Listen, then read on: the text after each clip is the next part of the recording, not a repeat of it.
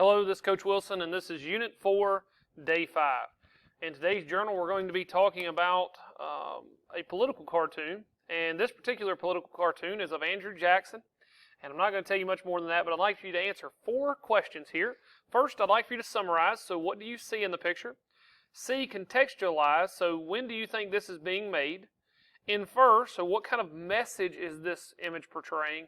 And then finally, monitor, okay? What does it lead us to question? All right? The other thing I'd like for you to answer, is this a positive or negative depiction of Andrew Jackson? And how can you tell? All right, so today we're going to be talking about the presidency of Andrew Jackson.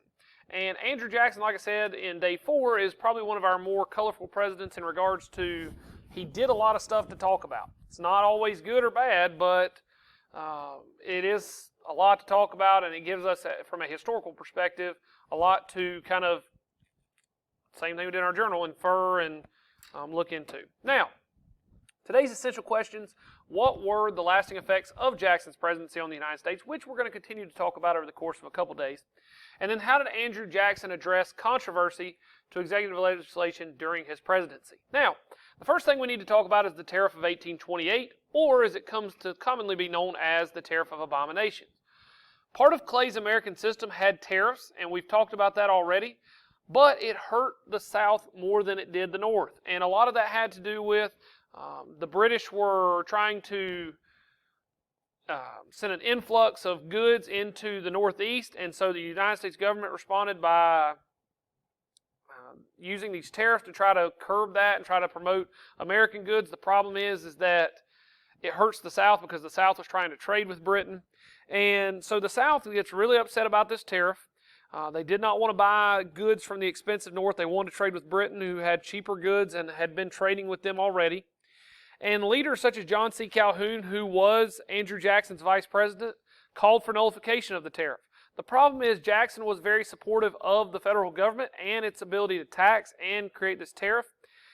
But John C. Calhoun is promoting the idea of the 10th Amendment and states' rights. Now, this tariff favored the industrial North, as I've mentioned, but more specifically, this tariff caused large amounts of sectionalism in the South due to its division between, who was benefiting and who was not.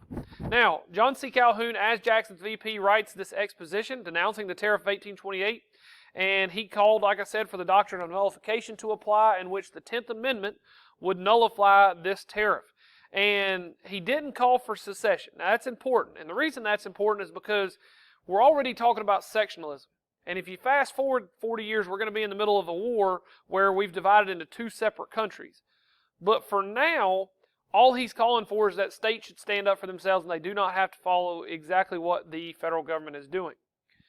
Unfortunately for South Carolina and for John C. Calhoun, no other states joined in South Carolina's protest, despite the fact that most of the South was against this tariff. During this time, Jackson's also going to survive an assassination attempt. He was leaving a funeral when a mentally ill man who was unemployed came up at him and fired a pistol at point-blank range. Unfortunately, the pistol misfired, and before the assassin could actually pull out another one, or before Andrew Jackson really realized what was going on, the assassin pulled out another one, tried to shoot, it misfired, and before he could run away, Jackson hit him over the head with a cane. Okay, now, Andrew Jackson, like I said, has some really interesting stories. Not always good, not always bad, but he survived an assassination attempt and defended himself in the process. John C. Calhoun, as Jackson's VP, was from the South, and you would have believed that he was against tariffs because of where he was from. Despite Jackson being from the West and somewhat what you would consider the South, he was in support of the tariffs because it was supporting the federal government, and Calhoun is going to continue to take his stance on supporting states' rights over the federal government. Now, as a result of all of this going on during the time, Jackson, I'm sure, asked Calhoun to resign, and he does as VP, but he's going to enter the Senate the next year. But Jackson will find his new VP, Martin Van Buren, who will pretty much align to everything Jackson wanted to do. Now, during Jackson's last year or so in office, I think it's Edward Biddle, I always forget his first name, but his last name is Biddle, wanted to basically push through this Bank of the United States bill and try to, kind of continue to support Henry Clay's American system. The charter was running out, but it did still have 4 years of operation since the American system had been put into place. Jackson was completely against the Bank of the United States, mainly because he felt that it was a symbol of the rich and of the North, and he felt like it did not have any place in American society. And so Biddle, thinking that Andrew Jackson in an election year wouldn't veto the bank, tries to push the bill through, and Jackson vetoes it anyways. But it still had 4 years of operation, so there's going to still be some issues there between Andrew Jackson and Biddle. Okay, here you can see a picture of what's going on with the charter of the National Bank, and this was a political cartoon promoting Martin Van Buren there. He's on the ground, and Andrew Jackson basically running away from the quote-unquote monster that is the National Bank.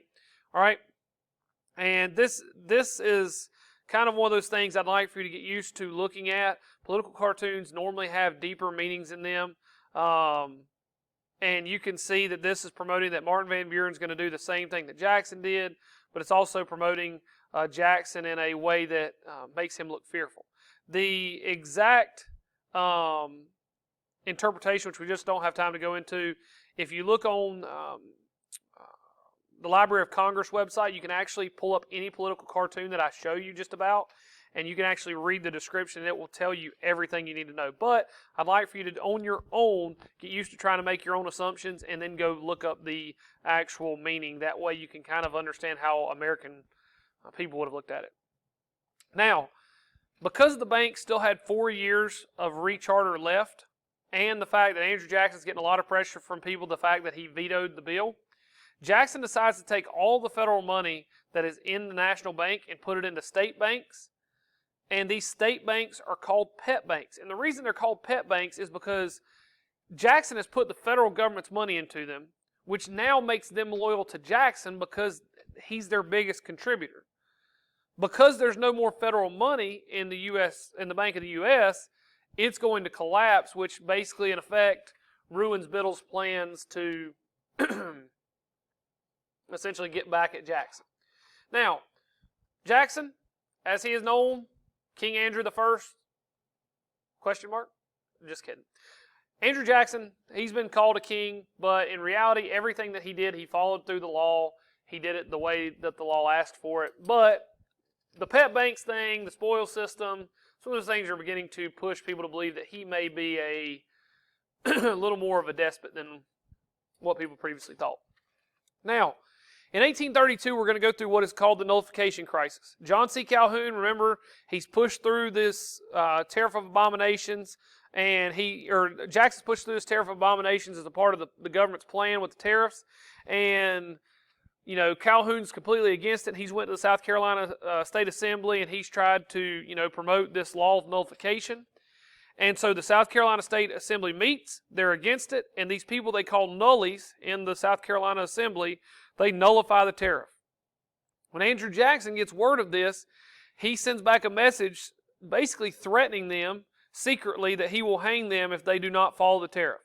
And went so far as to even send troops to collect tariffs or the duties that were owed by the tariff. Thankfully, N's going to step in, and here's just another one of those political cartoons.